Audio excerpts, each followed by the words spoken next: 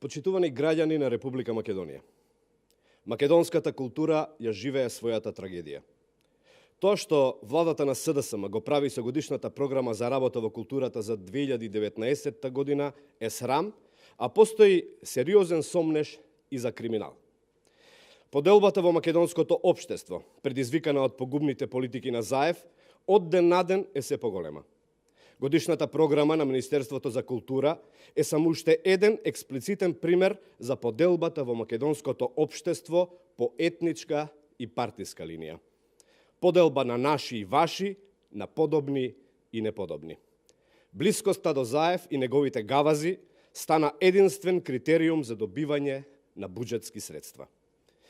Медиумите веќе објавија дека фирмата Меденица Доел Увоз-Извоз Скопје од Министерството за култура доби неверојатни 1,7 милиони денари.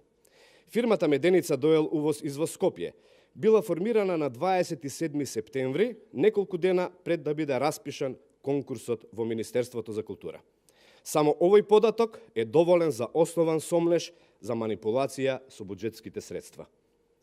Дали е точно дека лани во август, само еден месец пред да биде објавен конкурсот, формирано е Сдруженијето ОП Лека од Тетово, кое за манифестацијата Тетово пее доби 100.000 денари? Дали е точно дека Елите Евентс од Тетово доби 400.000 денари, но ваква фирма или здружение не може да се најде во Централниот регистер? Дали е точно дека Зери Дарданис од Тетово, кој доби 100.000 денари од Министерството, е формирано во мај месец минатата година, 4 месеци пред распишувањето на конкурсот? Парите на граѓаните и буџетската сметка на Република Македонија се третирани како лична партиска сметка на СДСМ, која служи за исплата на долговите на Заев кон неговите доверители, најзаслужните за неговото доаѓање на власт. Реномирани уметници, институции и фестивали со огромно влијание во македонската култура се заборавени од државата, дискриминирани, со цел исплата на концесиите на Зоран Заев.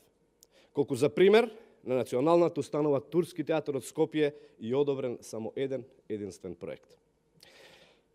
Почитувани, Социјалдемократскиот сојуз се откажа од македонското име, од македонскиот јазик, идентитет и историја, а наред е македонската култура, која изминативе 2,5 години, откако Заев седна во премиерската фотелја, е целосно девастирана.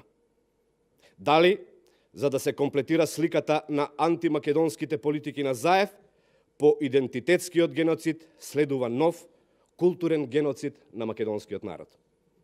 Почитувани, одговорност мора да има.